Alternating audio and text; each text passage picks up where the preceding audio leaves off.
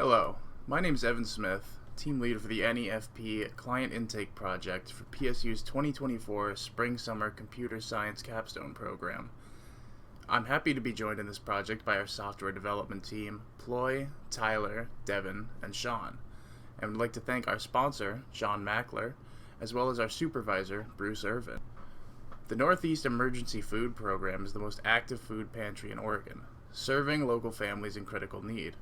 John Mackler, a program manager there, collects data from the pantry's clients when they fill out an anonymous intake questionnaire before receiving food. This data is then used to secure funding and donations for the pantry, as well as to keep track of general demographic information on clients being served. Currently, John uses Microsoft Forms along with Excel to collect this data. However, these have proven difficult to keep organized and unwieldy to use, especially since the intake form must have multiple versions translated to different languages. Our project aims to create a streamlined version of this intake form, which can be properly translated into other languages, edited when needed, and store data in an organized and reliable way. We will now look at a demo of the application and its various features. When the application is first launched, it opens this landing page, from which users can select from these buttons, which take them to the admin page, the client data table, or the client questionnaire. When the questionnaire is opened, it allows clients to select their preferred language for it to be displayed in. After a language is selected, the questionnaire is displayed and the user selects their answers and submits the form.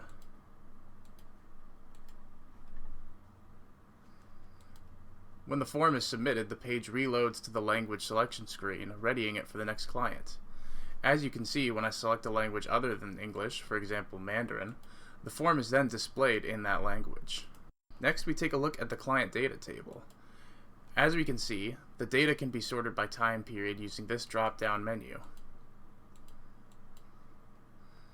The data is displayed below using these summary donut charts, as well as a standard table. We also have the option of showing the total number of clients served in the selected time period. Using the buttons next to the filter, the data can be exported as a CSV or as an Excel file. Next, looking at the admin page, two drop-down menus allow the admin to navigate to either the editor functions or back to the client data page. In the editor, selecting Add Question brings up this page. If we add a question, for example, did you arrive here by car?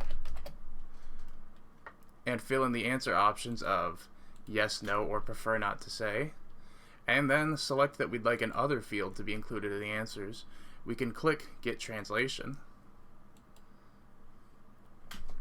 and the question will automatically be translated to all of our chosen languages and added to the database upon submission.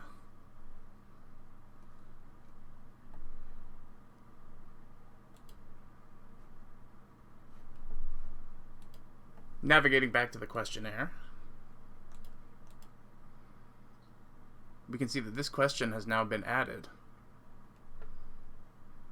Back in the editor functions, selecting Edit Question, and then a question that we'd like to edit, brings up this page. We can edit the content of the question and answer and have them retranslated and edited in the database, or we can choose to delete the question. Looking at the questionnaire again, we can see that this question is no longer available. However, deleted questions and client submissions answering them still exist in the database to preserve integrity of old data. They simply are no longer displayed on the questionnaire or data viewing. Hi, my name is Ploy, and I'll be covering the why and the what sections of this presentation. So why does the sponsor need this project, and what problems do they currently have? The sponsor needed this project because the data collected at the food pantry through their current Microsoft Form questionnaire was stored in a non-intuitive manner, making it difficult to use, analyze, and submit reports effectively. A large amount of overhead is required to manipulate the collected data for reports, and the rigid design of Microsoft Form makes it difficult to customize the questionnaire to better support a diverse client demographic of different ages and spoken languages. As a result, our software aims to mitigate the aforementioned problems by streamlining the data collection and storage, creating a more organized database to help improve future usability and consistency of the client's data. For the what section, I'll be describing how we address the sponsor's problems mentioned in the why section by highlighting the main features of our software. The main features of our software include data collection, data aggregation and visualization, translation capability, and admin operations. To improve the data collection experience at the food pantry, we designed and implemented an easy-to-use and multilingual interface such that clients of various demographics can easily navigate through the questionnaire with minimal to no assistance in order to answer questions that will help the food pantry improve their support to them as well as the stocking of food items to supply. Additionally, we were careful and spent time designing a well thought out database in the back end that will ensure that the data collected, despite their multilingual nature, will be stored in an intuitive manner for future analysis by admins at the food pantry. This means that there is minimal data redundancy and multilingual data collected is effectively translated to English before storage. For data aggregation and visualization, we implemented the capability to aggregate, filter, and display collected data through tables and graphs. This allows admin to monitor an intake session in real time to gauge how the session is progressing and make adjustment as needed. The software also allows admin to export data as CSV for use in a report or as a source for more in-depth analysis in a separate software. We designed and implemented a more sophisticated translation database than what the sponsor is currently using through Microsoft Form. It properly translates and maps multilingual answers from clients to question, making the collected data easy to understand. Furthermore, we engineered a feature that allows admins to apply translation of questions and answer choices when they're adding a new question to the questionnaire through the use of a package that supports up to 134 languages. Even though the software currently translates questionnaire question to 10 different languages, future addition of new languages can be easily supported this way.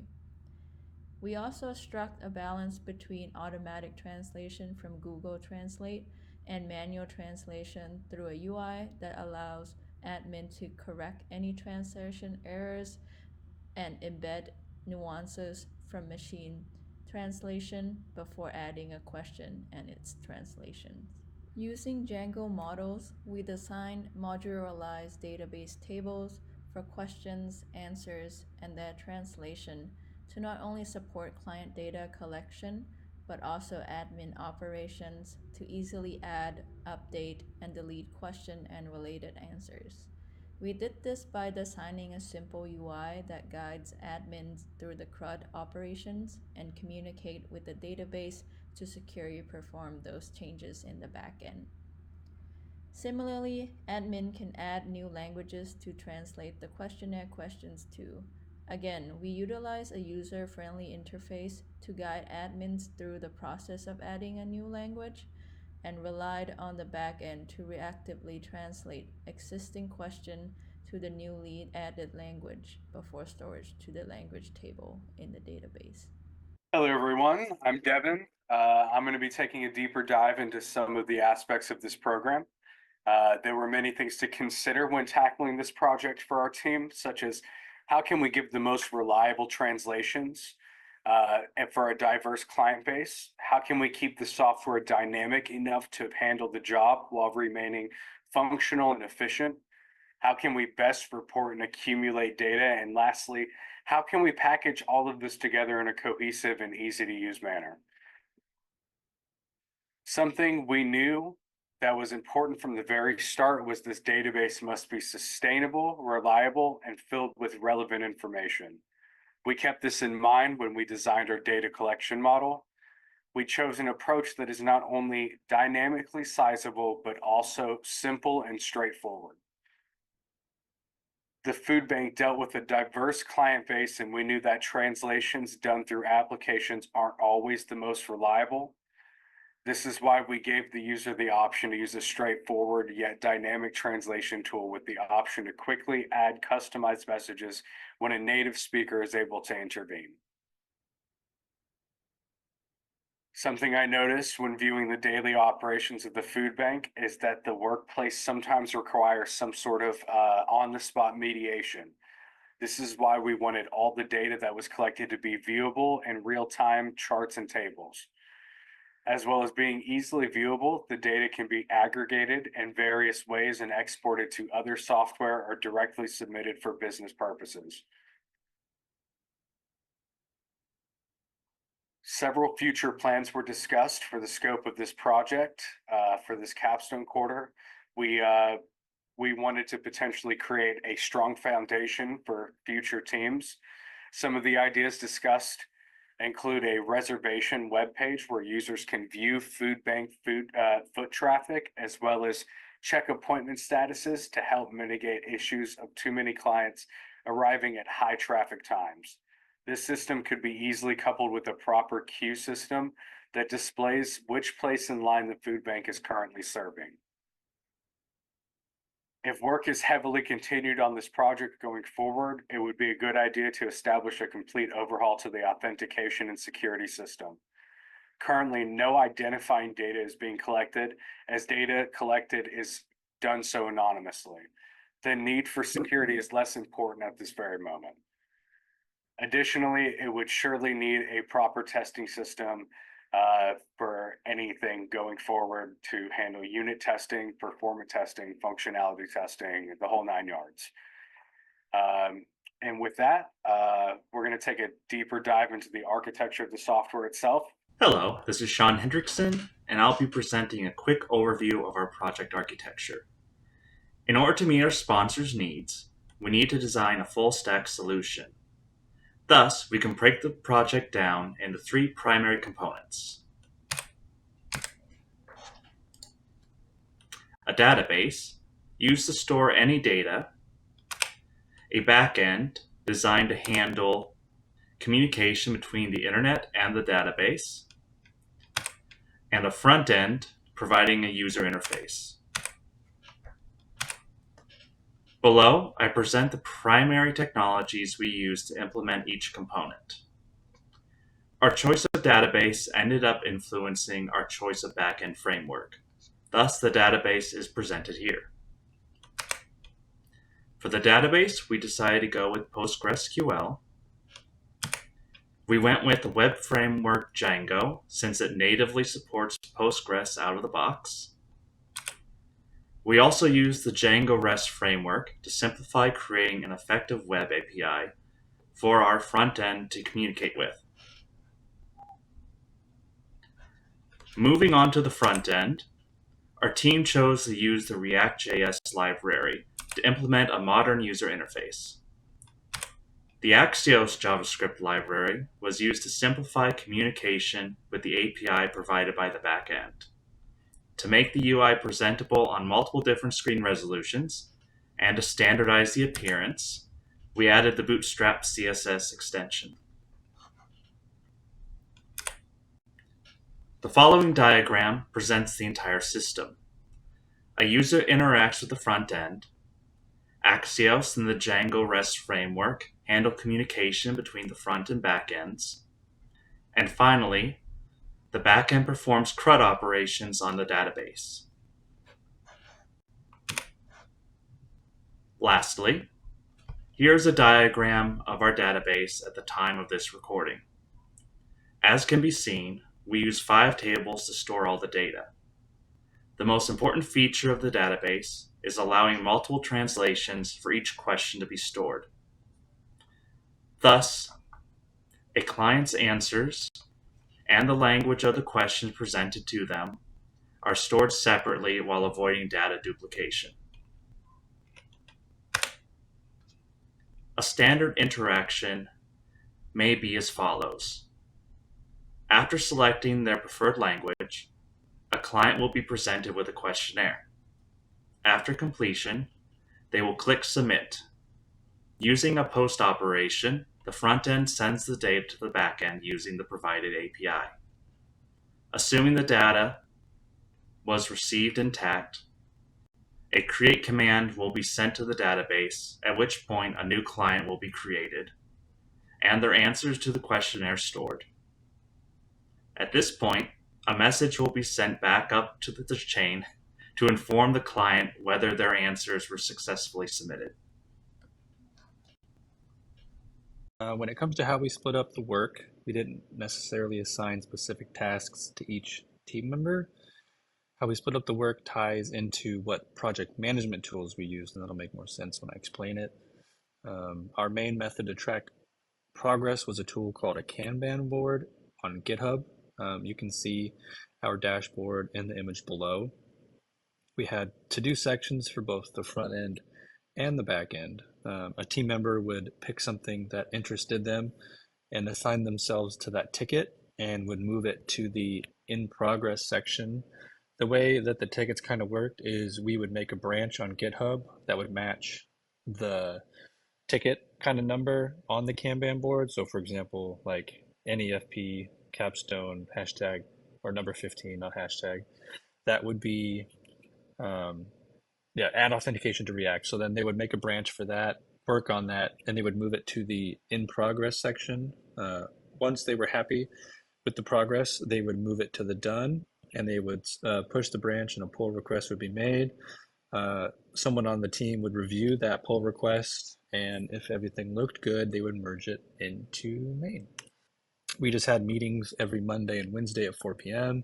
We would hop into a Discord call and get caught up on everyone's progress and make sure our efforts were kind of aligned with one another's. These meetings would usually last for about 30 to 45 minutes, and they were actually pretty helpful with making sure everyone was on the same page. That's just a little picture of our Discord. We would hop into like the team meeting. We didn't always have the meetings on Mondays and Wednesdays, but we had them most of the time. All right, a little bit about the contributions. Evan was our team lead. He set up the initial develop environment, the documentation on GitHub that allowed us to kind of get going on developing and the database. He also helped in various parts of the code and the database implementation, organized our team meetings, made sure we were all communicating, make sure everyone was pulling their weight. And he also was the primary form of communication with the sponsor. Ploy, fantastic job. She did the initial and ongoing database design and implementation. She was super paramount in that. She did all the translation API stuff with Google Translate and did all the administration capabilities. So it's like editing questions, a bunch of other stuff. I worked on the functionality to collect data from the submitted form and send it to our backend API. I worked on the functionality to allow the user to pick a language and would display the form in that language. I added a table to the database that allowed to see who submitted in what language for data collection purposes, which is super paramount for the food bank.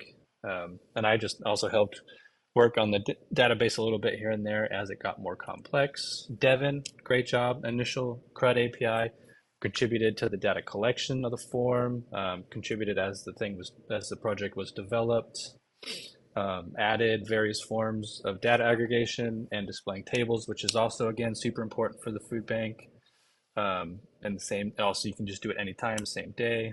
Sean, great work. He did the front end navigation, did a lot with the UI, and also helped a lot with the database refactorization as it again got more complex.